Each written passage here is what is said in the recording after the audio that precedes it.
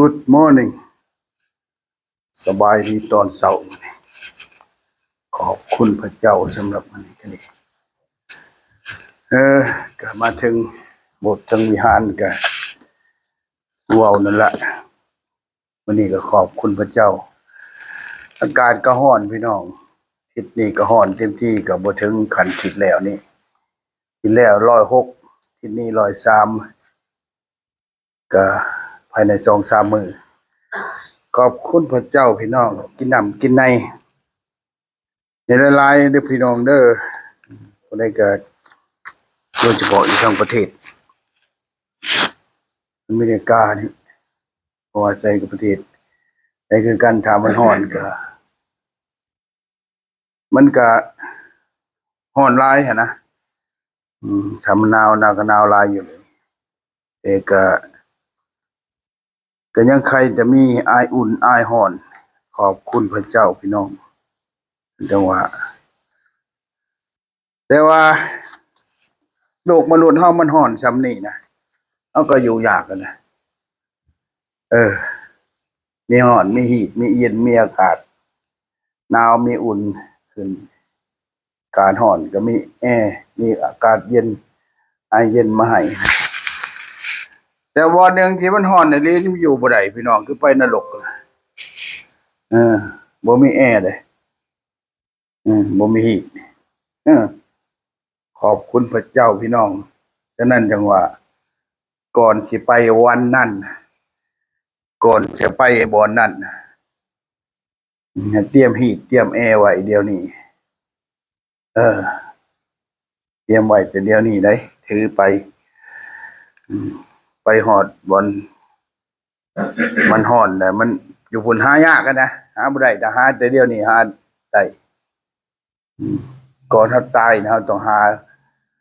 ระบบป้องกันอายร้อนไว้เอเมนขอบคุณพระเจ้าพี่น้องระบบอายร้อนก็คือหยังคือพระเยซูคริสต์ที่ป้องกันอายร้อนได้ป้องกันนรกได้เพราะบ่มีถือ2 ตัน 18 วิทยุซาวด์4 วิทยุบ่36นั่นบ่มีพี่น้องบ่มีของริมบ่มีของเงินไปทางนั้นแหละอยู่พุ่นน่ะฉะนั้นจะมีแต่พระเยซูอย่างเดียวที่จะป้องกันความเย็นและความหนาวความร้อนนั้นได้นะเอเมนขอบคุณพระเจ้าฉะนั้นพวกเฮาเวลานี้เฮาเย็นทางด้านจิตใจพวกเฮาก็มีพระเยซูให้ความอบอุ่นเอเมนถ้าพี่น้องบ่ทันมีนะก็ขอเชิญชวนนะพี่น้องมาอยู่ในโบสถ์นามโบสถ์มีวิหารมาหาพระเยซูคริสต์พี่น้องมาเชื่อพระเยซูคริสต์พระองค์จะเล่าโลมจิตใจความเจ็บปวดความลำบากทุกข์ยากยังหลายอย่างอยู่ในจิตใจเฮาคู่มือความร้อนจะเกิดขึ้นในเฮานะก็จะจากที่มาหาพระเจ้าเชื่อพระเจ้าแล้วนะบ่มีสิ่งอื่นฉะนั้นจังว่าพี่น้องการเตรียมสำหรับโลกนี้เพิ่นก็บ่ได้เก็บสร้างไว้หมดแล้ว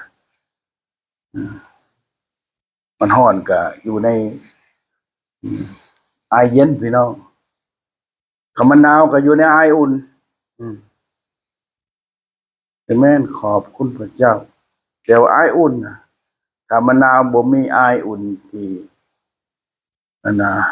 ที่เขาเจ้าผลิตขึ้นมาอยู่ในบ้านเรือนเฮาก็ไปดังไผพิงกันอุ่นแต่ทางหน้าพี่น้อง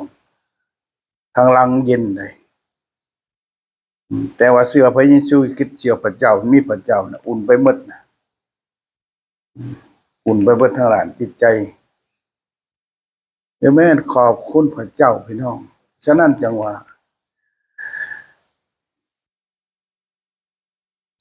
เขาก็ได้ประกาศเรื่องข่าวประเสริฐคือเรื่องของพระเยซูคริสต์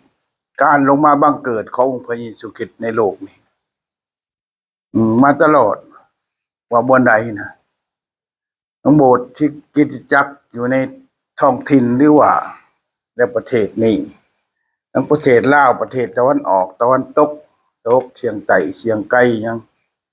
เขาก็ประกาศเรื่องพระเยซูคริสต์คือกันพี่น้องเพื่อความรอดพ้นเพื่อทุกสิ่งที่จะเกิดขึ้นในชีวิตของพวกเฮาหลังจากตายไปนะอาจารย์ที่ว่าเฮาก็บ่ได้ฮู้นะว่าหลังจากตายไปนะเฮาสิเป็นจังไดนะเฮาก็เชื่ออยู่นะจ๊ะจะบ่โกบ่ทินชีวิตได้บอกไว้นะเฮาบ่ได้เชื่อเฮาบ่ได้เห็นเฮาก็เชื่อนะแต่ว่าพระเจ้ามีพระเจ้านะปล่อยไปได้เฮาบ่เห็นเฮาก็บ่เห็นพระเจ้าจักเทื่อแต่เฮาก็เชื่อว่ามีพระเจ้านะเพราะบ่มีไผสร้างสิ่งเหล่านี้ขึ้นมาคือมนุษย์นะเอเมนขอบคุณพระเจ้าพี่น้องฉะนั้นจังว่ามนุษย์นี่เดี๋ยวนี้ประเทศจีนเขาสร้างโรบอทขึ้นมาประกาศอยู่ในออนไลน์นะว่าพระอยากได้ลูกได้เมียสั่งเอาเด้อแต่อย่าลืมนะโรบอทมันหนีจากความเย็นบ่ได้มันหนีจากความร้อนบ่เป็นพี่น้องไผถือเผาโลดนะแม่นขอบคุณพระเจ้าพี่น้องถ้าขาดไฟฟ้ามื้อใดหั่นนะขาดแสงตะเว้นมื้อใดก็บ่มีแหละโซลาร์เซลล์นี่อยู่ในกระโตมันน่ะก็นอนดึงๆอยู่นี่พี่น้องแม่นขอบคุณพระเจ้าอันนี้พระเจ้าพี่น้องพระเจ้าเป็นผู้สร้างเฮานะบ่มีไผในโลกนี้ที่จะสร้างสิ่งใดขึ้นมาให้เหนือกว่าพระเจ้าฉะนั้นจึงว่าทางคริสตผู้ประกาศพระธรรมทั้งหลายและคริสตจักรทุกแห่งก็ได้ประกาศเรื่องข่าวประเสริฐเรื่องของพระเยซูคริสต์เรื่องข่าวประเสริฐเรื่องพระเจ้าพี่น้องหลายคนหนูบ่อยากเว้าเรื่องของพระเจ้าฉะนั้นจังว่าธรรมดาว่าข่าวประเสริฐนั้นเป็นฤทธิ์เป็นเดชของพระเจ้านะบ่แม่นว่าเป็นฤทธิ์เป็นเดชของผู้เว้านี่เด้พี่น้องแต่คนเว้านี่เว้าออกไปนะให้ทุกคนได้ยินได้ฟังนะฤทธิ์เดชตัวนี้นะจิตวิญญาณอันนี้นะจะไปเข้าสิงสถิตอยู่กับคน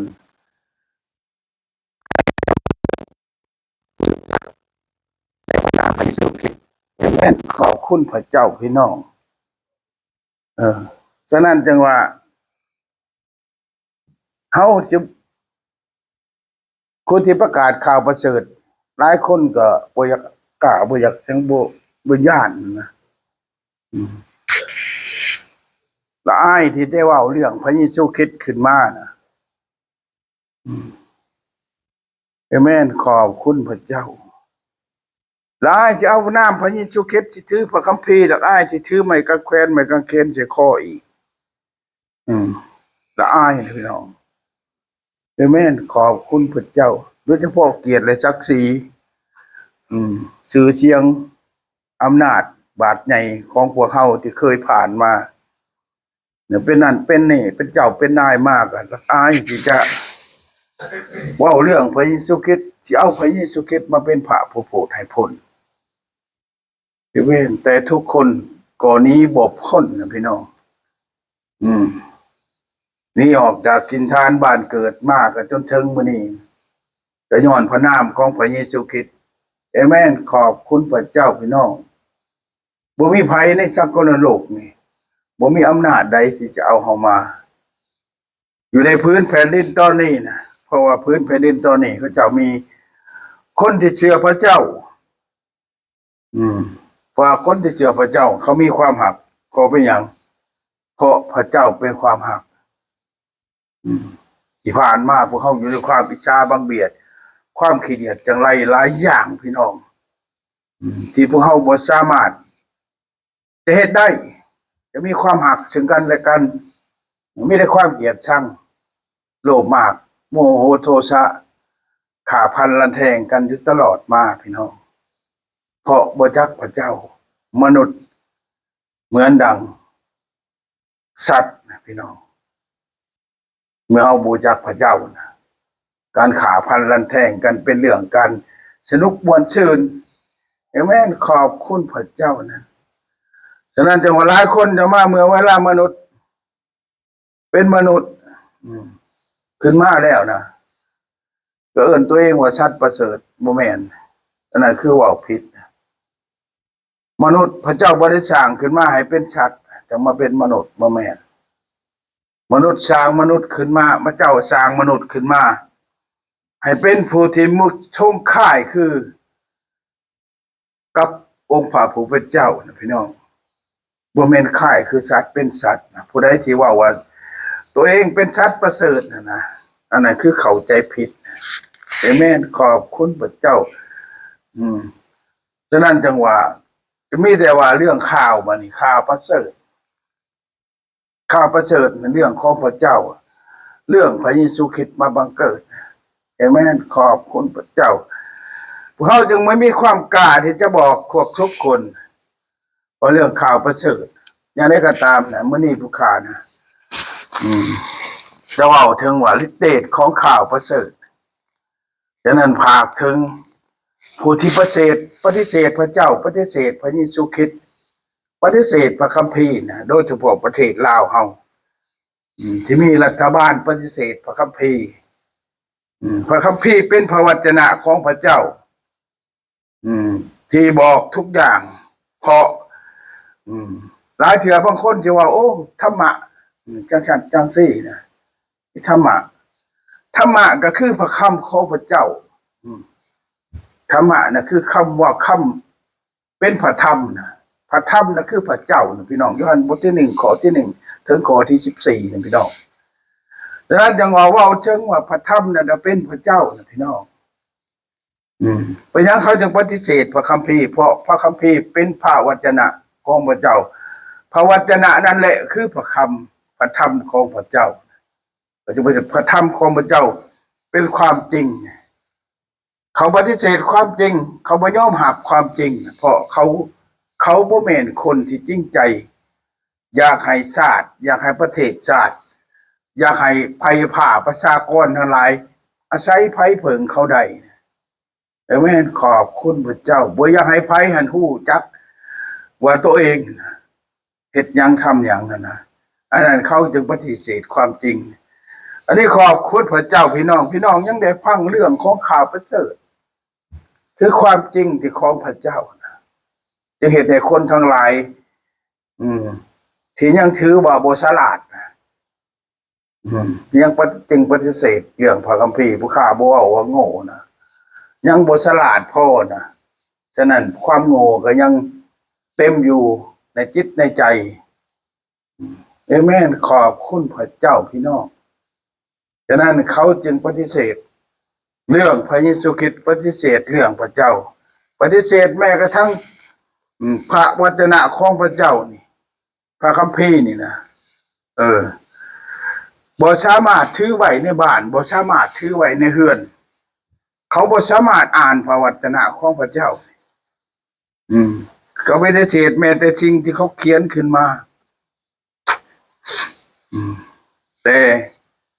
คือพระวจนะของพระเจ้านี่ในเรือนของเขาแต่เมื่อเวลาเขาถึงเวลาหนึ่งนะเขาจะไปพบเมื่อเวลาเขานอนอยู่บนเตียงนะที่ใส่ทออัดปากอัดดังเลยนั่นจะมีปื้มหัวหนึ่งที่อยู่ถึงเตียงนอนของเขานะคือพระวจนะของพระเจ้าตามโรงพยาบาลนะพี่น้องเอเมนขอบคุณพระเจ้าแต่สิ่งเหล่านั้นเตือนให้เขารู้จักว่าถึงเวลานะไก่บอลจะต้องจากโลกนี้ไปเลยได้เห็นปื้มพระวจนะของพระเจ้านะข้างเตียงนอนเขาอยู่นะแม่นขอบคุณสิ่งเหล่านั้นนะแต่เหตุในทานคิดเสียดายนะจิตวิญญาณของทานที่คิดเสียดายว่าโอ้เมื่อก่อนเขาบูจักเขาปฏิเสธเรื่องนี้แต่วันนี้นะก็มีปื้มหัวนี่พระวจนะของพระเจ้านี่อยู่ข้างเตียงนอนของเฮาเอเมนขอบคุณพระเจ้าพี่น้องฉะนั้นจังว่าข่าวประเสริฐเรื่องของพระเจ้าเป็นเรื่องธรรมะพระเจ้าเป็นธรรมะ พระเจ้าเป็นทุกสิ่งในมนุษย์พระเจ้าเป็นทุกสิ่งในโลกนี้เป็นทุกสิ่งสารพัดในเนื้อห่างกายของพวกเรานะเอเมนขอบคุณพระเจ้าพี่น้องบ่มีใครปฏิเสธได้นะฉะนั้นพระเจ้าได้สร้างมนุษย์ขึ้นมาคนแรกให้มีรูปร่างเหมือนกันกับพระองค์นะพี่น้องบ่แม่นเหมือนสัตว์นะฉะนั้นจังว่ามนุษย์บ่แม่นสัตว์ประเสริฐมนุษย์เป็นถูกสร้างขึ้นมาจากพระเจ้าบ่ได้สร้างมนุษย์ให้เป็นสัตว์แต่มนุษย์เอิ้นกันเองว่าสัตว์ประเสริฐอันนี้แหละจากความสัวหายสิ่งที่อยู่ในบนโลกนี่นะจะคำว่าสัตว์แต่มาความว่าเป็นเรื่องที่สัวหายที่สุดคำว่าใช่กันนะแต่เอามาใส่ยังบ่อยากลืมมันอยู่นะสิ่งเหล่านั้นนะเอเมนขอบคุณพระเจ้าพี่น้อง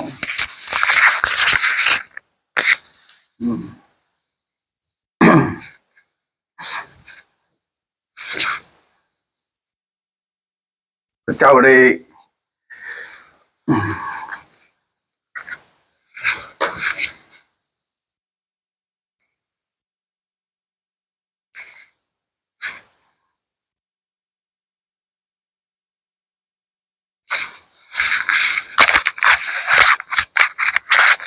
ขอบคุณพระเจ้าพี่น้อง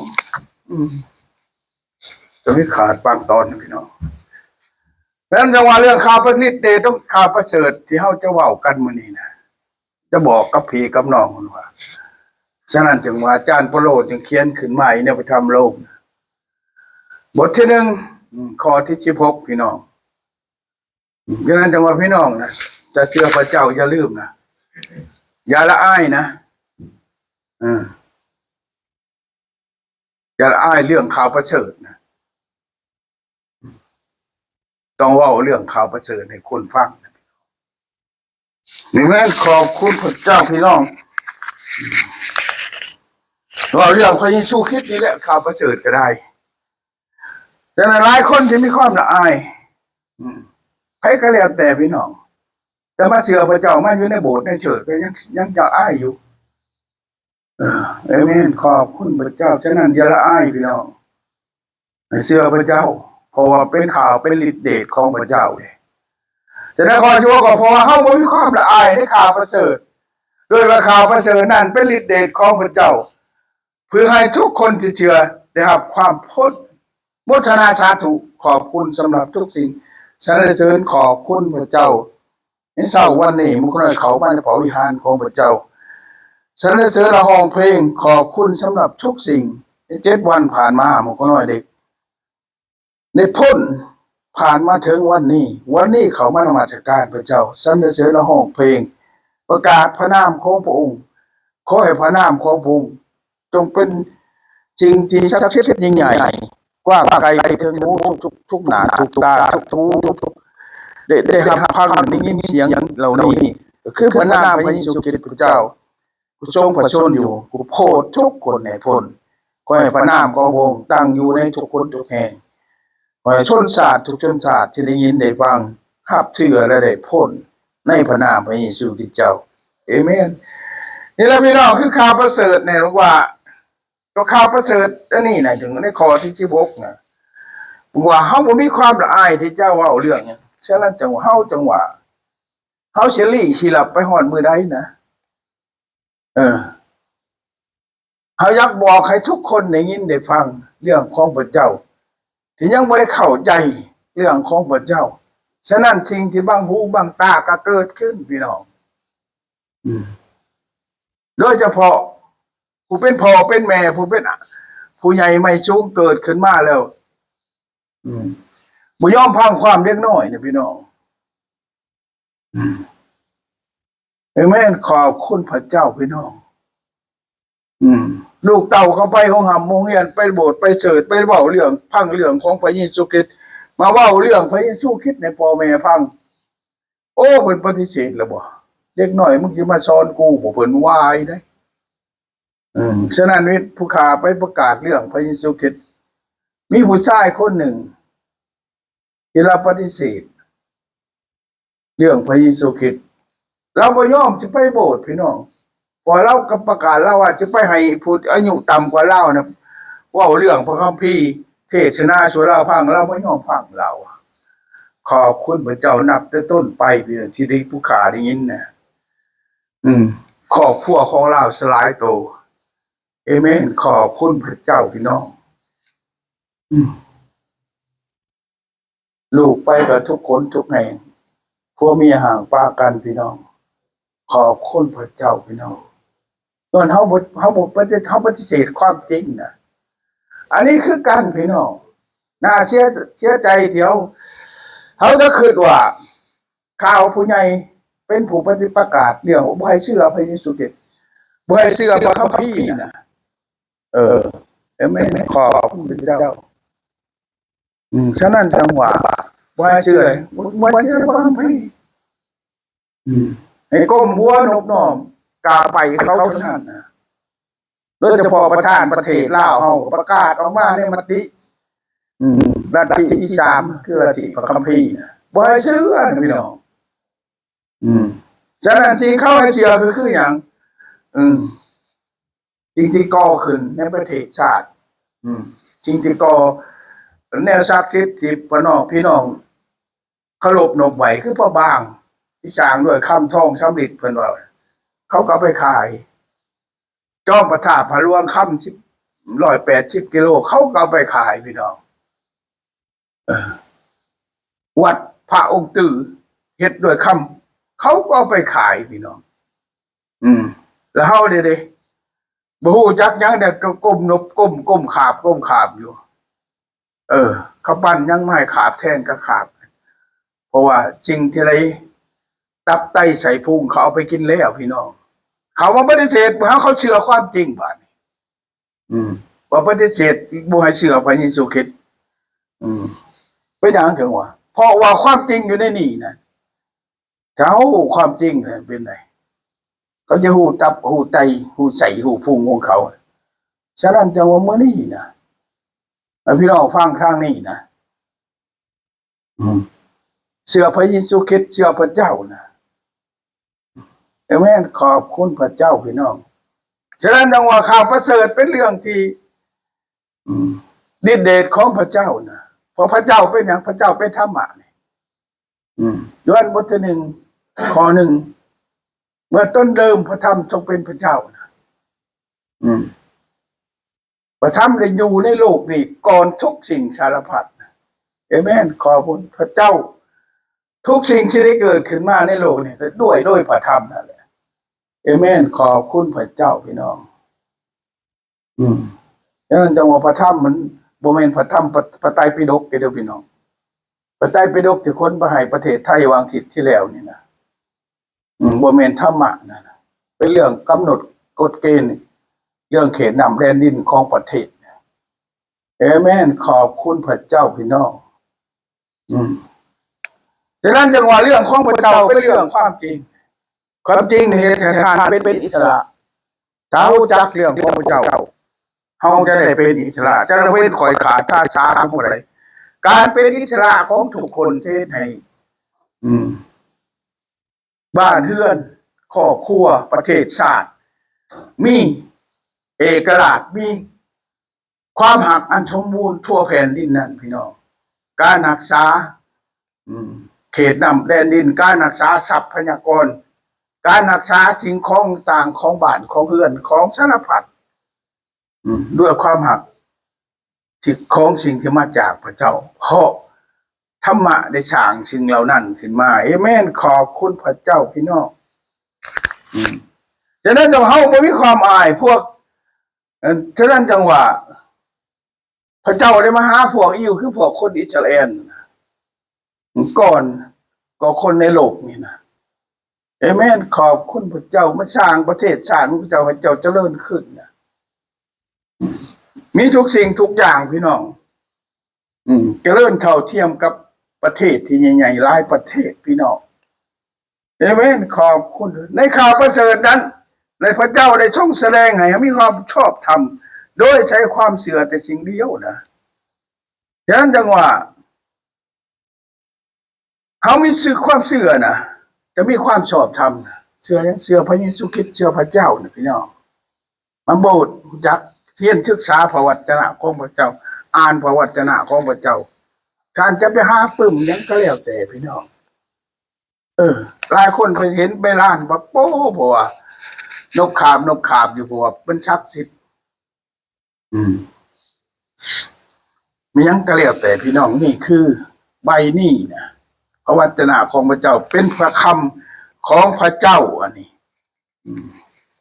แล้วพระธรรมนี่ได้ปึ้มอยู่กับมนุษย์เขียนขึ้นมามนุษย์ได้เขียนขึ้นมาโอ้ยไผดอกเขียนขึ้นมาให้เจ้ามนุษย์ท่านั้นเขียนขึ้นมาแต่เขาบันทึกมา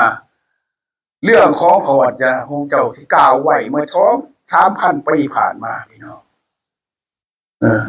นับแต่แผ่นดินเกิดขึ้นมาพระธรรมนี้ได้กล่าวถึงการเป็นมาของพระเจ้าที่ได้สร้างโลกนี้ขึ้นมานี่เอเมนขอบคุณพระเจ้าเหมือนในคำเขียนไว้ในพระคัมภีร์แล้วว่าผู้ที่ถือว่าเป็นคนชอบธรรมเพราะด้วยความเชื่อผู้นั้นและจะได้ชีวิตเอเมนขอบคุณพระเจ้าพี่น้องชีวิตที่อยู่นี่ถูกมือนี่นะเขาจะเสียไปอีกบ่นานพี่น้องบางคนก็บ่ฮอด60 ปีบางคนก็บ่ถึงฮอดช้ามือเสียไปแล้วขอบคุณพระเจ้าสำหรับท่านนะครับพระเจ้าผู้นั่งฟังที่ฟังผู้ขาก็บ่ฮู้ว่าอายุเท่าไหร่ผู้80 90ผู้หา60 40 ปีฟังเนี่ยขอบคุณพระเจ้าหรือพี่น้องที่ยังมีชีวิตอยู่พี่น้องหลังจากนี้ไปเด้เมื่อหลังคนก็ว่าจะฮอดยามกินบำนาญแต่จังสิตายว่าจะก็คิดแน่นั้นบ่ถึงเวลานั้นก็มีพี่น้องไปจากไปหลายแล้วเอเมนขอบคุณพระเจ้าแต่อย่าลืมนะถึงไม่ทานเจ้าบริดิลิชัยในโลกนี่นะบริดิเป็นบำนาญในโลกนะทานจะไปบำนาญอยู่ในสวรรค์ที่กูกับพระเจ้านะพี่น้องไปกินบำนาญอยู่พุ่นนะฉะนั้นจังว่าเหมือนดังมีคำใหม่เวียนในพระคัมภีร์ว่าผู้ที่ถือว่าคนชอบธรรมต่อความเสื่อมผู้นั้นแหละจะได้ชีวิตแต่เขาจะได้ชีวิตเมื่อเขาจากโลกนี้ไปนะเขาจะมีความสุขแต่แม่นขอบคุณพระเจ้าพี่น้องความสุขตรงมีจงผู้เชื่อนะผู้ที่เชื่อพระเจ้าเนี่ยจะได้มีความสุขพี่น้องฉะนั้นจังว่าให้ทุกคนเนี่ยเชื่อในพระนามพระเยซูคริสต์ผู้ทรงประชนอยู่ผู้เป็นพระเจ้าของมนุษย์ในโลกนี่นะบ่มีไผเป็นพระเจ้ามนุษย์ในโลกบ่มีธรรมกราชธรรมิกรีตยังบ่มีดอกแต่พระเจ้าพี่น้องเป็นคนที่สร้างโลกนี้ขึ้นมาถ้าเขาเชื่อผู้นั้นแหละจะได้มีชีวิตถ้าบ่เชื่อเด้บ่ต้องคิดดอกเอเมนขอบคุณพระเจ้าโยฮันบท13 ข้อ 18 17 18ถ้าผู้ที่เชื่อจะได้ชีวิตถ้าผู้บ่เชื่อก็ชิบหายแล้วนะเอเมนขอบคุณพระเจ้าพี่น้องฉะนั้นจังหวะดูความเชื่อที่ตัดสินใจเชื่อถ้าบ่เชื่อบ่ต้องคิดว่าเพิ่นเป็นเจ้าเพิ่นเป็นนายอย่างนั้นจังซี่เพิ่นบ่ได้เชื่อพระเยซูคือเป็นเจ้าเป็นนายเอเมนขอบคุณพระเจ้านายนั่นแหละจะต้องไปตกนรกเอเมนเวลานี้เขาใช้อำนาจพิมานซาตานเนี่ยบังคับข่มเหงขูดฮีดพี่น้องขูดเนื้อเถื่อดังสารพัดสิ่งพี่น้องบ่มีความหักบ่มีความปรารถนาดีจะให้ผู้อื่นนั่นมีความสุขนั่นบ่มีเอเมนแม้กระทั่งพระคัมภีร์เป็นถ้าผู้ใดเชื่อก็ไปยังไปห้ามพี่น้องเชื่อแล้วจะมีความสุขเชื่อพระคัมภีร์นะรู้จักว่าตัวเองจะต้องได้เกิดขึ้นมาแล้วตัวเองตายแล้วจะไปไสน่ะเอเมนขอบคุณพระเจ้าเขาบ่อยากให้เฮารู้จักเรื่องนั้นเพราะว่าเขาจะบ่มีหมู่ผู้ไปตกนรกนำกันน่ะเอเมนขอบคุณพระเจ้าเขาจะบ่อยากให้เฮารู้ความจริงในความคิดของเขาคือความเมตตาความหักใคร่ต่างๆปรารถนาจะให้คนอื่นมีความสุขเขาบ่มีพี่น้องเขาบ่มีแต่เขาปรารถนาจะให้เขามีความสุขปรารถนาเขาอยากได้อยากร่ำอยากรวยอยากเป็นผู้ยิ่งใหญ่เหนือกว่าสารพัดจริงเอเมนขอบคุณพระเจ้าเขาถือว่ามนุษย์คือกันกับหมดที่ตายอยู่ในขีดินของเขาเอ แต่ในดินเนี่ยใต้ตีนของเขาเอเมนขอบคุณพระเจ้าฉะนั้นจังหวะเขาจะได้ชีวิตถ้าเขาบ่เชื่อพระเยซูคริสต์บ่ได้ชีวิตนะ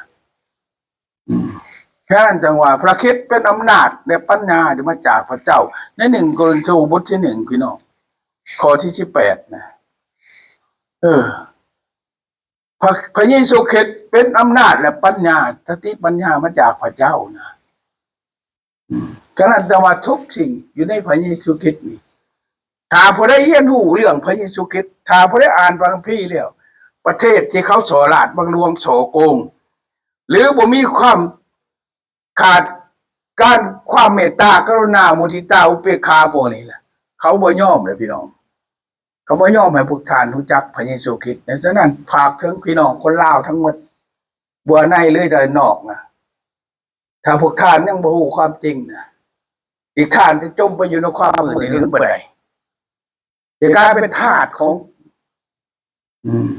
มนุษย์ด้วยกันนี่ไปถึงบ่ได้นะเอเมนขอบคุณพระเจ้าฉะนั้นจะรู้มื้อนี้นะอย่าปฏิเสธความจริงนะหลายคนยังปฏิเสธความจริงนอนอยู่ในความมืดนอนอยู่ความชกกระปรกโชงมนอนอยู่ในความบาปพี่น้องเอเมนขอบคุณพระเจ้าพี่น้องฝ่ายคนทั้งหลายกำลังจะจิบหายนะข้อที่18นั่นเขาเห็นว่าเรื่องไม้กางเขนเป็นเรื่องโง่เอเมนขอบคุณพระเจ้านี่แหละพี่น้องคนที่คือว่าไม้กางเขนเป็นเรื่องโง่นะเสือพระเยซูคริสต์เขากำลังจะจิบหายนะพี่น้องชีวิตของเขาจะจิบหายบนท่านเฒ่าท่านยังกระตายไปจากโลกนี้ไปบนนั้นเจือพระเยซูคริสต์ตายไปก็จิบหายไปนะ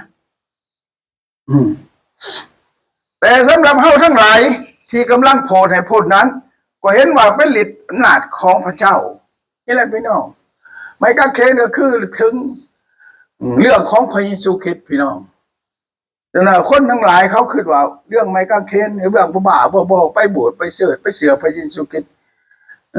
ผู้ที่ถือฆาตกรรมในชั้นจังสี่เขาว่าเรื่องโง่แต่เขาเป็นคนโง่นะเขาบ่ฉลาดพอที่จะรู้จักเรื่องของพระเยซูคริสต์เอเมนขอบคุณพระเจ้านั้นจังหวะเขากำลังจะจิบหายไปนะบ่ได้เพียงแต่ว่าเบ็ดแต่เขาจิบหายประเทศชาติบ้านเมืองยังก็แล้วครอบครัวเขาจะจิบหายไปย้อนว่าเขาบ่มีความเชื่อเขาบ่ได้เชื่อเรื่องความจริงพี่น้องเขาปฏิเสธความจริงพี่น้องเอเมนขอบคุณพระเจ้าเมื่อเขาปฏิเสธความจริงกันไปยังมันจิบหายนะประเทศเรื่องความหักประเทศปฏิเสธเรื่องพระเจ้าคือความหักพระเจ้าเป็นความหักพี่น้องทางปฏิเสธตัวมีกับข้าวขาพันลันแทงมีในยามเนี่ยก็จะจ่อขากันอยู่คู่มือว่าวยังก็จะขากันโหลดว่าวยังก็ไปก่อนเสือกก็เอาอีกแล้วบ้านอันนั้นไปนั่นฉันนะบอกความจริงกับปฏิเสธประกาศเรื่องพระเยซูคริสต์ในประเทศลาวก็จะถือเชือกกันแล้วไม่มากเพื่อนเพศชาติอีกแล้วอยู่อยู่เมืองเตยอยู่แขวงชาละวันพี่น้องมากเพื่อนเพศชาติกันจะพึดเดียวนี่ก็ได้นี่แหละเขาปฏิเสธความจริงคนที่จะไปอยู่กับความจริงเขาปฏิเสธนะเขาไม่ให้ไปเนี่ยเขาไม่อยากให้อยู่กับเขาเขาอยากให้อยู่ด้วยความลำบากของเขาน่ะเป็นชั้นฉันไปหาไปสุขิตแล้วบริกินเลยบริกินหัวเป็ดบริกินหัวไก่บริขาหัวขาควายให้เทบ้านเทเมืองกินแล้วเจ็บไข่ได้พญาติเขาไปหาหม้อวันเจ็บไข่ได้พญาติเขาให้ทิศทานให้ดีขึ้นพี่น้องเอเมนขอบคุณพระเจ้าพี่น้องฉะนั้นจังว่าหลายครอบครัวหลายคนไอ้เจ้าเผื่อครอบครัวบ้านหนึ่งในเมืองอาจจะพลที่หับเชื่อพระเจ้าแขวงเจ้าในเขตในมอมานี่ว่าพระเจ้าได้พระเจ้าได้รับเกียรติได้รับความพ้นเอเมนขอบคุณพระเจ้าพี่น้องสำหรับผู้ที่บ่เชื่อนะก็คือที่ผู้ที่ยังบ่ฉลาดพี่น้องนี่แหละจังหวะในนี้จังหวะเขาพายคนทั้งหลายที่กำลังจิบหายนั่นเขาเห็นว่าเรื่องไม้กางเขนเป็นเรื่องโง่นะไม้กางเขนบ่แม่นความโง่นะแต่เขาเองโง่ต่างหากพี่น้อง บ่รู้จักเรื่องพระเยซูคริสต์นะเอเมนการบ่ฮู้บุญคุณนะการรู้จักบ่รู้จักพระเจ้าแล้วฮู้บุญคุณผู้ที่ทรงสร้างเฮาขึ้นมาเน่ะคันว่าบ้านเฮาคันบ่รู้จักคุณพ่อคุณแม่บ่รู้จักผู้ที่ให้ชีวิตที่บ้านน่ะเขาเอิ้นว่าพวกโง่เขาอะเป็นจังซั่นแต่พวกเฮาน่ะรวมทั้งข้าพเจ้าด้วยจนมาถึงอายุเกือบขอนชีวิตจึงได้รู้จักพระเยซูคริสต์แต่เมื่อก่อนน่ะบ่รู้จักเรื่องพระเยซูคริสต์เอเมนบ่ได้ปฏิเสธเรื่องข่าวประเสริฐซ้ำมันบ่รู้จักซ้ำเลยนะพี่น้องขอบคุณพระเจ้าที่ได้มาถึงแผ่นดินตอนนี้ได้รู้จักกับพระเยซูเรื่องของพระเยซูคริสต์ได้รู้จักกับผู้ประกาศพระธรรมทั้งหลายที่ประกาศเรื่องพระเยซูคริสต์ให้ฟังเอเมนขอบคุณพระเจ้าพี่น้องจนมาถึงวันนี้นะจะประกาศฉะนั้นเจ้าเขาเห็นว่าเรื่องไม้กางเขนเป็นเรื่องโง่นะแต่เขาเป็นคนบฉลาดเองนะพี่น้องเขาไม้กางเขนโง่นะคุณที่เชื่อพระเยซูคริสต์พวกโง่พวกคือลืมศาสนาบนว่าเอเมนขอบคุณพระเจ้าพี่น้องเขาได้ลืมศาสตร์นะคนลาวมีศาสตร์เกิดมาจากพระเจ้าพี่น้องบ่ให้เกิดมักจะน้ำหมักพุ่งบ่ได้เกิดจากอันใดทางนั้นพี่น้องเกิดจากพระเจ้าสร้างมนุษย์ขึ้นมาในโลกนี้นะเอเมนขอบคุณพระเจ้าพี่น้องสารพัดสิ่งที่เกิดขึ้นมาในโลกเป็นหยังก็แล้วแต่ไม่ได้หยานะพระเจ้าสร้างขึ้นมานะให้มันเกิดขึ้นมานะเอเมนขอบคุณพระเจ้าพี่น้องฉะนั้นจังหวะการที่ไม่รู้จักกับพระเจ้าเป็นเรื่องที่ผู้ที่มาเสื่อพระเจ้าคือพวกที่ฉลาด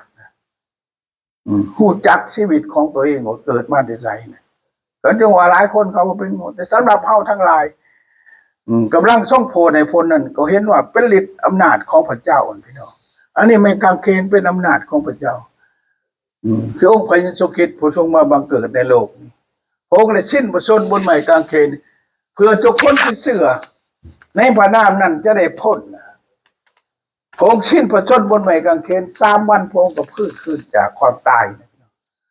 ฉะนั้นเฮาเชื่อในพระนามพระเยซูคริสต์หลังจากตายจากโลกนี้ไปชีวิตของพวกเฮาก็ไปฟื้นคืนอยู่กับพระเจ้าพี่น้องเอเมนขอบคุณจากหน้าที่นี้ในชีวิตนี้หน้าที่เราเมื่อชีวิตในโลกนี้นะหน้าที่นี้แต่หน้าที่ต่อไปนะเขาจะเห็นราชอาณาจักรของพระเจ้าก็น่าเสียดายพี่น้องถ้าไม่ได้เชื่อพระเจ้านะพี่น้องจะเสียดายนะเอเมนขอบคุณพระเจ้าพี่น้องมันจะเสียดายให้ความพี่น้องบ่ถือลอตเตอรี่ได้พี่น้องหลายคนก็เสียดายบ่ถือว่าแต่อย่าลืมนะเมื่อตายจากโลกไปพี่น้องจะเสียดายนะเมื่อเห็นพระราชแผ่นดินของพระเจ้าแล้วท่านจะไม่ได้ไปพี่น้องเอเมนขอบคุณพระเจ้าพี่น้องฉะนั้นจังหวะ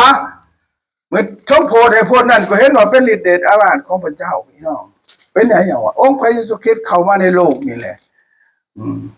ฉะนั้นจังหวะในพระธรรมลูกาบทที่1ข้อที่69นี่บอกว่าพระเจ้าได้ทรงพระบุตรของพระองค์เข้ามาในโลกบังเกิดเลยนะฉะนั้นเลยได้ทรงโพธิทรง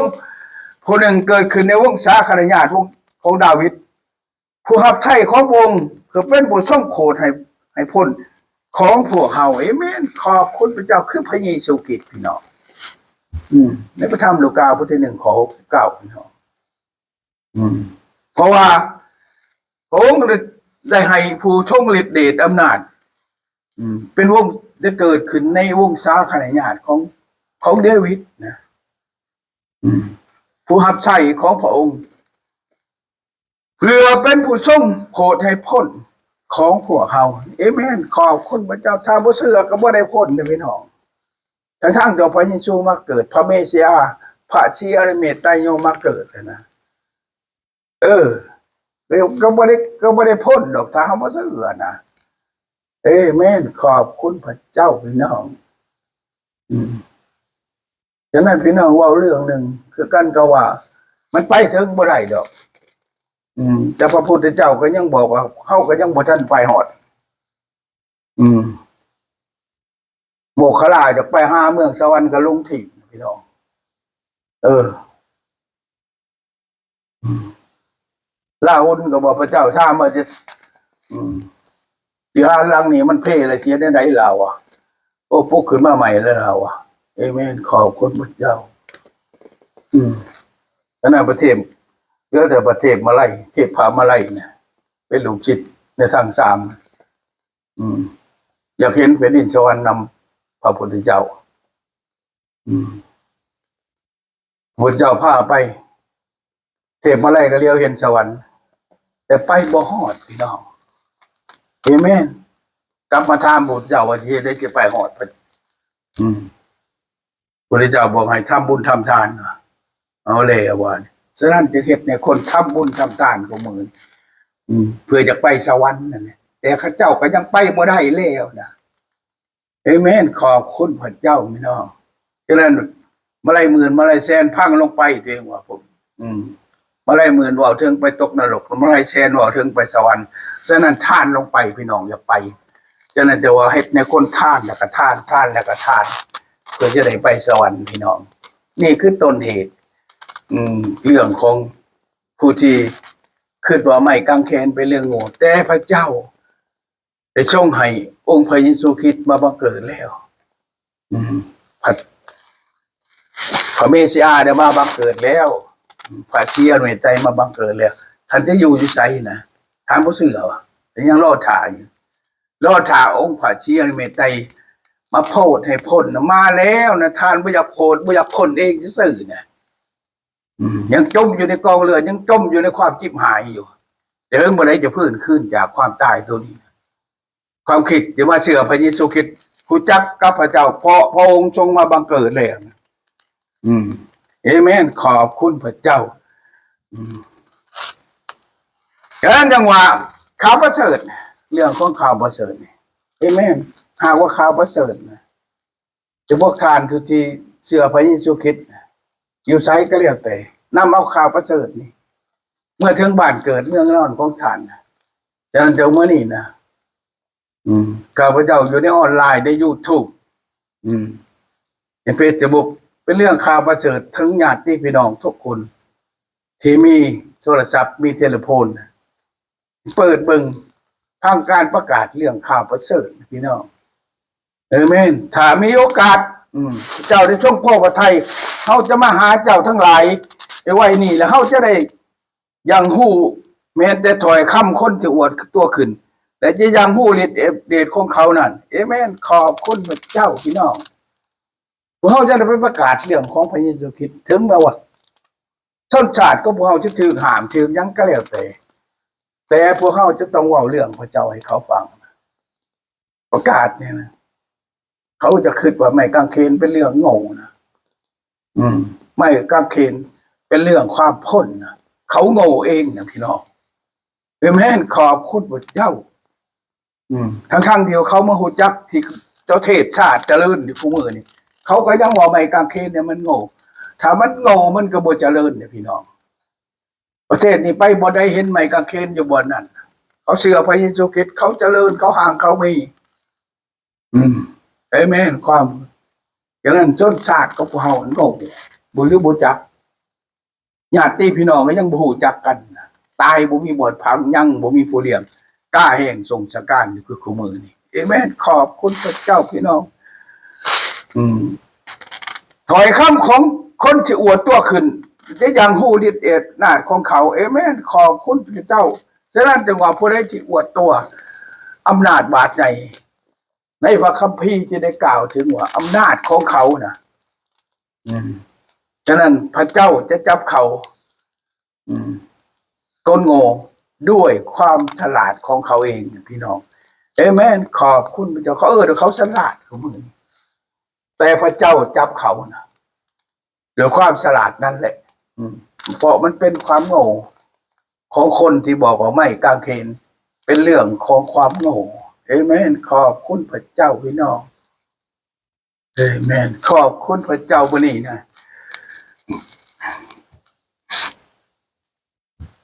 ขอได้ละบ่ราชอาณาจักรของพระเจ้าบ่แม่นเรื่องคำเว้าแต่เป็นเรื่องฤทธิ์อำนาจ1 โครินธ์บทที่4นี่พี่น้องเอเมนขอที่20พี่น้องฉะนั้นจังหวะเพราะว่าราชอาณาจักรของพระเจ้าบ่แม่นเรื่องคำเว้าแต่เป็นเรื่องฤทธิ์อำนาจนี่ราชอาณาจักรของพระเจ้าเป็นเรื่องประกาศเรื่องของข่าวประเสริฐเป็นประกาศเรื่องอำนาจของพระเจ้าให้ทุกคนได้รู้จักได้ฟังเพื่อความรอดพ้นเพื่อเขาจะมีชีวิตนะพี่น้องดังนั้นเราคำเว้าคำเทศนาคำประกาศเรื่องข่าวประเสริฐในทุกวันนี้พี่น้องปฏิเสธนะเขาเข้าใจว่าหลายคนปฏิเสธเรื่องนี้นะเขาไม่ยอมรับเรื่องความจริงประกาศเรื่องความจริงให้เขารู้จักเขาไม่ยอมรับแต่เขาน้อมนมัสการความปล่อยความด่าหลายอย่างที่เกิดขึ้นมาบนโลกนี้นะเอเมนขอบคุณพระเจ้าเห็นผิดเป็นความดีนะเอเมนเห็นคนเห็ดผิดนะหัวใจจะอ่อยพี่น้องเหมือนกันกับเฮาขาสัตว์ทิ่มสัตว์ลงน้ำเห็นมันตายเฮาก็หัวมันดิ้นนะอันนี้คือกันหรืออันนี้มันเป็นเรื่องอุปนิสัยของมนุษย์ที่บ่จักพระเจ้านะเห็นหลายคนเขาเฮ็ดชั่วเฮ็ดบาปก็หัวยินดีนี่เมื่อเขาเห็นเหตุการณ์เหล่านั้นนะเขาบ่ยอมให้บอกกับคนนั้นให้เปลี่ยนเหมือนดังพวกเขาที่ได้ประกาศเรื่องของพระเจ้าเมื่อเห็นเหตุการณ์ที่เกิดขึ้นกับชนชาติก็บอกได้ประกาศเรื่องความจริงเรื่องของพระเจ้านะให้ทุกคนได้ฟังพี่น้องเอเมนขอบคุณพระเจ้าพี่น้องดังนั้นจังหวะแต่เป็นเรื่องอำนาจของพระเจ้าเรื่องข่าวประเสริฐเรื่องประกาศเรื่องความพีเรื่องเทศนาบอกทุกคนเรื่องไม่กางเกณฑ์แนวจักมันเป็นเรื่องอำนาจของพระเจ้านะเพื่อทุกคนจะได้พ้นนะพี่น้องจะได้ในประเทศชาติเจริญทางมีหรือหลายอย่างเอเมนขอบคุณพระเจ้าพี่น้องถ้าเขาเชื่อพระเจ้านะถ้าทุกคนรู้จักความจริงถ้ารู้จักทุกคนรู้จักธรรมะหลายคนอ่านตัวเองจะธรรมะนะมีธรรมะธรรมโมธรรมะอยู่ใช่ธรรมะบริยุในไม่เลยธรรมะบริยุในต้นหนังสือเขียนไว้ยัดจะทงนะพี่น้องธรรมะเขียนไว้แล้วได้บอกไว้ในพระคัมภีร์พี่น้องเอเมนขอบคุณพระเจ้าคำเบาและคำเทศนาของบ่แม่นคำสลาดเสียวอันกล่อมใจแต่เป็นคำถึงแสดงพระวิญญาณและฤทธิ์อำนาจเพื่อเห็นไหมขอบคุณข้อที่4เนี่ยพี่น้อง1 โครินธ์บทที่2คำเบาและคำเทศนาของเราของผู้ประกาศประจำบ่แม่นที่สลาดเฉลียวอันกล่อมใจแต่เป็นคำถึงแสดงพระวิญญาณและฤทธิ์อำนาจเห็นไหมอำนาจนะไปอำนาจของพระเจ้านะพี่น้องบอกให้ทุกคนได้รู้จักว่าเป็นฤทธิ์เป็นเดชเป็นอำนาจของพระเจ้าที่กำลังประกาศเท่าจักของมือนี่ว่ามันประกาศเรื่องของผู้ใดเห็นไหมขอบคุณพระเจ้าเชิญชวนพี่น้องมาโบสถ์มาเชิญมานมัสการพระเจ้าอยากให้รู้จักเรื่องของพระเจ้าอยากให้รู้จักความพ้นเห็นไหมขอบคุณบ่แม่นทุกคนมาอยู่ในโบสถ์นี่เอาความเฒ่ามาให้กินเบียร์บำนาญในโบสถ์บ่แม่นผู้ที่มาโบสถ์ต้องตัดสินใจเชื่อพระเจ้านะแต่หลายคนก็มีคือกันมาอยู่ในโบสถ์นี่จนเอาความบาปมาลีท่ายอยู่ในโบสถ์นี่ก็มีเอเมนขอบคุณพระเจ้าบ่ยอมเปลี่ยนแปลงนะบ่ยอมรับผู้ความจริงจากพระเจ้านะเอเมนขอบคุณพระเจ้าดังนั้นจังหวะ คำบอกและคำเทศนาของเฮาบ่แม่นคำที่ฉลาดก่อมใจอืมแต่เป็นคำที่แสดงถึงพระวิญญาณและฤทธิ์อำนาจของพระเจ้านะอืมยังแม่นขอบคุณพระเจ้าเขาเว้าถึงเรื่องอำนาจของพระเจ้านะจะเฮ็ดให้เฮาพ้นนะอืมจะเฮ็ดให้เฮามีพระพรนะจะเฮ็ดให้เขามีได้เป็นป่วยพยาธิบาดเจ็บหรือว่าให้มีสุขภาพแข็งแรงเอเมนขอบคุณพระเจ้าพี่น้องข้อที่5เพื่อความเชื่อของเจ้าทั้งหลายเจ้าบ่ได้อาศัยสติปัญญาของมนุษย์แต่อาศัยฤทธิ์อำนาจของพระเจ้าพี่น้องเอเมนขอบคุณพระเจ้าอืมความเชื่อของเราน่ะใช้ฤทธิ์อำนาจของพระเจ้านะบ่แม่นใช้อำนาจบ่แม่นของผู้ใดนะบ่แม่นสติปัญญาของผู้ใดทั้งนั้นนะเขาใช้เรื่องพระเจ้าพระเจ้าจะเอาท่านให้รอดนะถ้าท่านเชื่อนะเอเมนขอบคุณพระเจ้าเป็นสติปัญญาพระเจ้าเป็นผู้ทรงสร้างสารพัดขึ้นมาในโลกพระเจ้าจะนำเฮาไปสู่สวรรค์เอเมนขอบคุณพระเจ้ากระตอกดอกไม้บ่ไปเฮาสวรรค์บ่ได้ดอกพวกมาลาบ่นำไปทานไปหาพ้นจากนรกได้ดอกพี่น้อง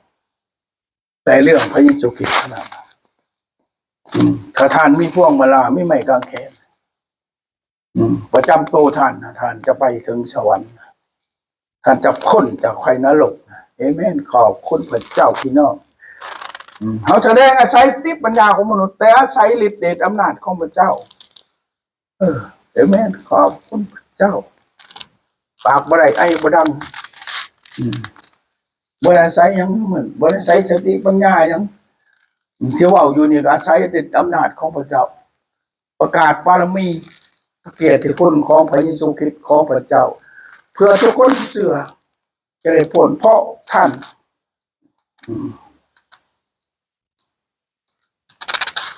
ฉะนั้นจังว่าจะให้พระวิญญาณบริสุทธิ์จะให้ทุกสิ่งมาถึงพี่น้องเพราะว่าข่าวประเสริฐของเราบ่ได้มาถึงเจ้าพอเป็นแต่ถอยคำเท่านั้นแต่ว่าได้มาโดยฤทธิ์เดชอำนาจกับทั้งพระวิญญาณบริสุทธิ์เองไหมขอบคุณพระเจ้าหนึ่งเทสโลนิกบทที่1ข้อที่ หาบอกว่าได้นั้นพี่น้องเป็นจังหวะฉะนั้นจังหวะเมื่อเขาเห็นเขาประกาศเรื่องของพระเจ้านี่นะหลายคนก็เบื้องหน้าอย่างนี้เบื้องหน้าพวกประกาศพระธรรมเบื้องหน้าพวกไปโบสถ์บ่ยังสั่นจังซี่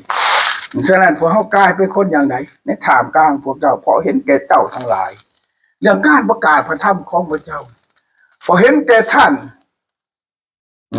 ที่พระท่านในเสือพระเจ้าเนี่ยท่านคิดว่าเขาเป็นอย่าง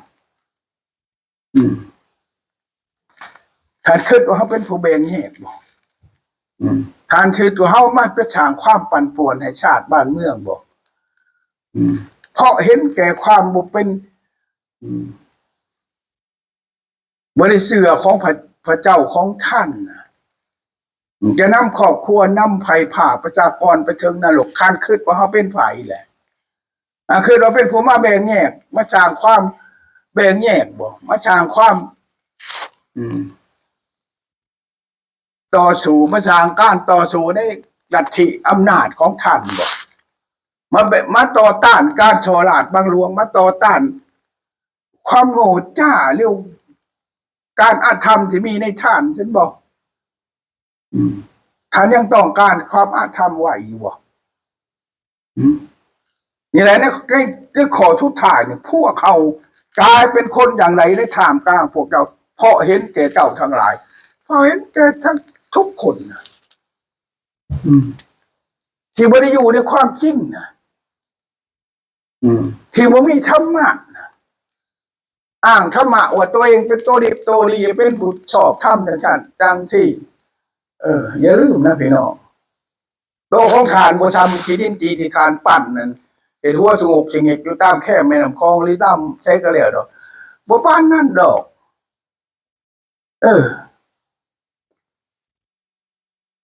แต่ทานคือโดยทานเก่งกว่ามันบ่แม่นนะขณะมันบริหันใจทานก็ยังกราบมันนะหมายความเป็นดังสั้นนะพี่น้อง อืม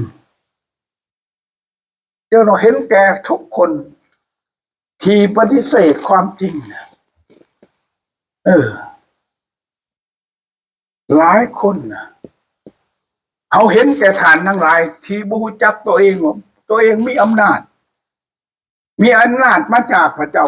ประทานอำนาจให้แต่ทานไปให้อำนาจยืนใต้ขี้ดินใต้กกไม้ใต้พุนขี้ดินใต้ดินจีซีเมนต์เนี่ยนะการคิดว่าพวกเขาปฏิเสธหรือต่อต้านความชกปรกโชงมนั่นบ่ที่ทานห่วงแหนมันไว้นะเราต้องการอย่าให้ทิ้งแล้วนั่นออกจากท่านนะเอเมนขอบคุณพระเจ้าพี่น้องฉะนั้นจึงว่าเมื่อเอาว่าเรื่องประกาศเรื่องของพระเยซูคริสต์ท่านก็บอกว่าพวกเขาเป็นปฏิเสธเรื่องต่อต้านความจริงความชั่วช้าลามกที่ท่านมีอยู่ต่อต้านการที่ท่านมีอยู่ท่านจึงว่า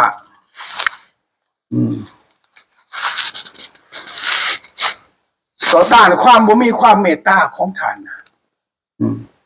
ต่อต้านที่ท่านบ่มีความหักท่านบ่มีความหักบ่ปรารถนาอยากให้คนอื่นมีความสุขท่านบ่สามารถเฮ็ดได้เมื่อประกาศความจริงท่านกับบอกว่าพวกเฮาต่อต้านนะเอาได้ต่อต้านยังไงท่านฮู้เมื่อเพราะเห็นแก่ท่านทั้งหลายที่บ่จักเรื่องของพระเยซูคริสต์บ่จักเรื่องความจริงบ่จักธรรมะนี่พี่น้องธรรมะอยู่ไสแหละท่านฮู้บ่ท่านบ่ฮู้นะบ่ฮู้ว่าธรรมะอยู่ไสข้าประเสริฐเรื่องพระเยซูคริสต์ว่าเรื่องธรรมะนะพี่แท้ๆนะยอห์นบทที่1ข้อ1บอกว่าเมื่อต้นเดิมพระธรรมทรงเป็นอยู่แล้วพระธรรมนั่นแหละทรงสถิตอยู่กับพระเจ้าพระธรรมนั่นแหละทรงเป็นพระเจ้าเอเมนขอบคุณพระเจ้านี่แหละพี่น้องธรรมะที่ท่านอ้างตัวเองว่าคือชินถือธรรมเป็นธรรมะเป็นพระเจ้านี่นะ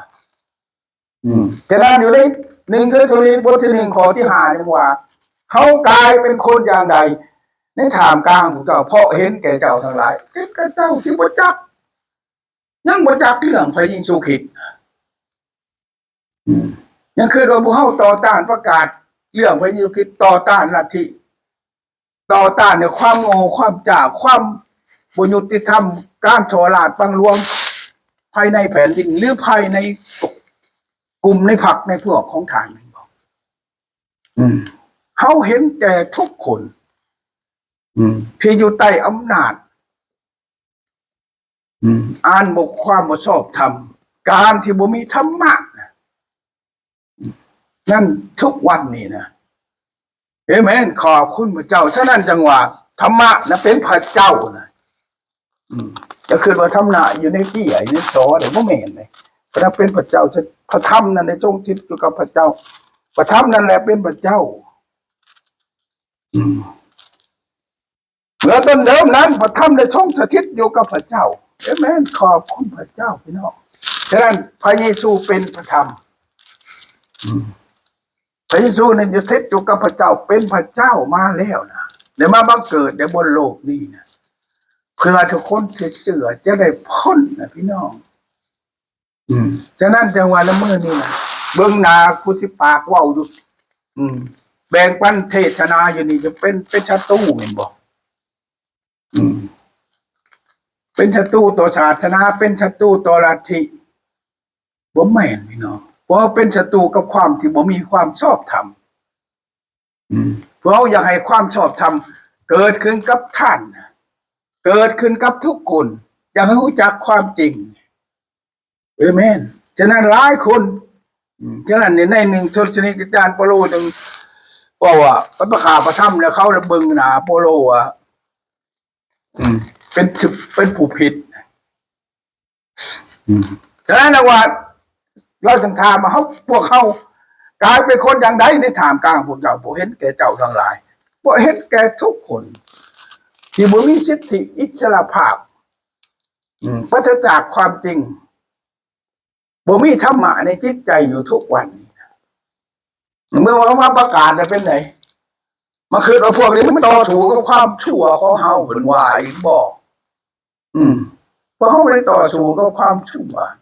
บ่ได้ต่อสู้กับความจริงเพราะพวกท่านบ่มีความจริงนะฉะนั้นพวกเฮาต่อสู้กับความชั่วความที่บ่ความอาธรรมต่างๆที่เกิดขึ้นในส้นศาสตร์พวกเฮาที่บ่จักกับพระเยซูคริสต์พวกเฮาต่อต้านต่อสู้ในเรื่องนั้นนะพี่น้องเรื่องทั้งชั้นด้วยนะผู้ที่อ้างตัวเองเป็นคนศีลคนธรรมเป็นธรรมะธรรมโมนั่นนะถ้ายังบ่จักเรื่องพระเยซูคริสต์บ่จักเรื่องพระเจ้าแม่นยังเป็นคนบ่มีศีลธรรมพี่น้องเอเมนขอบคุณพระเจ้าอย่าหาว่าอย่าคิดว่าพวกเฮาเป็นคนแนวใดเนี่ยแม้พวกเขากำลังต่อสู้กับความอาธรรมอยากให้ทุกคนได้รับความจริงคือได้รับธรรมะรับเอาองค์พระเยซูคริสต์มาเป็นพระผู้โปรดให้พ้นพี่น้องเอเมนขอบคุณพระเจ้านะ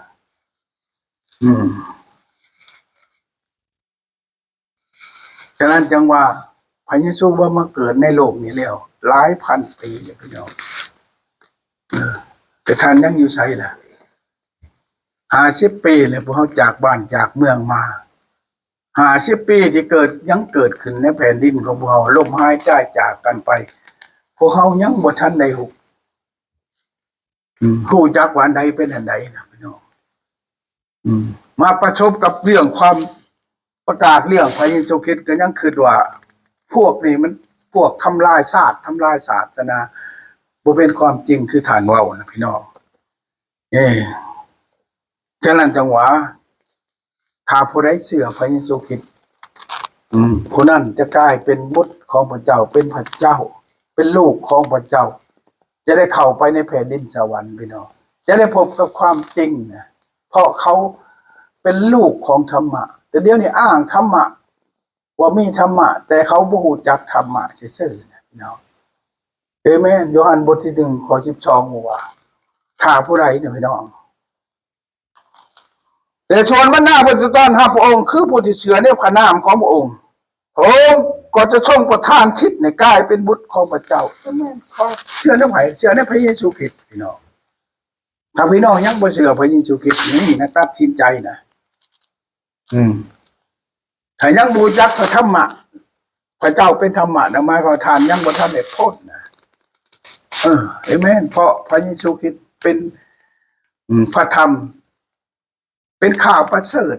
ฤทธิ์เดชอำนาจของข่าวประเสริฐถ้าทานยังบ่ทันหับเชื่อพระเยซูคริสต์ตัดสินใจมื้อนี้นะเชื่อพระเยซูคริสต์หับเอาองค์พระเยซูคริสต์แต่ผู้ใดที่ตัดเชื่อต้อนรับเอาพระองค์คือผู้เชื่อในพระนามของพระองค์พระองค์ก็จะกลายเป็นบุตรของพระเจ้าถ้าเป็นลูกของพระเจ้านะทานจะได้พ้นตราบใดทานยังบ่ทันได้เป็นลูกของพระเจ้านะยังบ่มีธรรมะเลยบ่มีศีลบ่มีธรรมบ่มีหยังทางนั้นพี่น้องเพราะพระเจ้าเป็นธรรมะฉะนั้นจังว่ามื้อนี้นะเมื่อท่านได้ยินข่าวประเสริฐอยากให้ข่าวประเสริฐนั้นเข้าไปในจิตใจคือรับเอาพระเยซูคริสต์ให้มาเป็นพระผู้โปรดให้พ้นเป็นผู้ทรงพระชนอยู่เป็นผู้โปรดให้พ้นในชีวิตของท่านในครอบครัวในประเทศชาติในฤทธิ์เดชอำนาจลัทธิการปกครองต่าง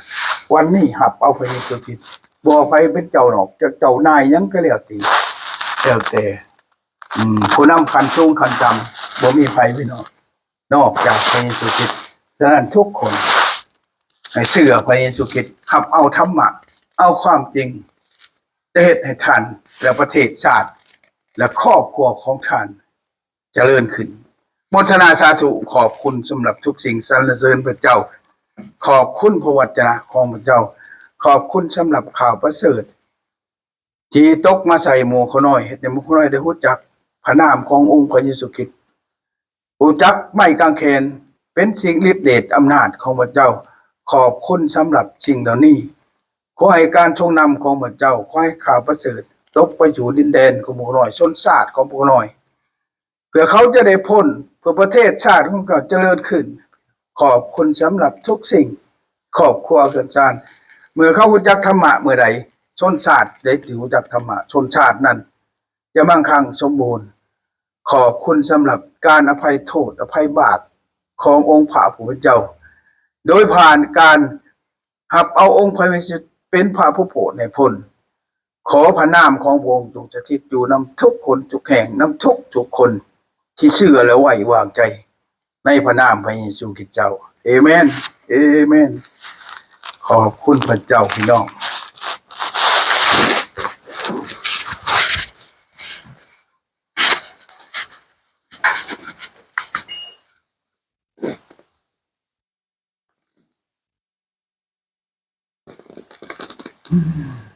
ไปฮอดใส่ตัวนี้กันนี่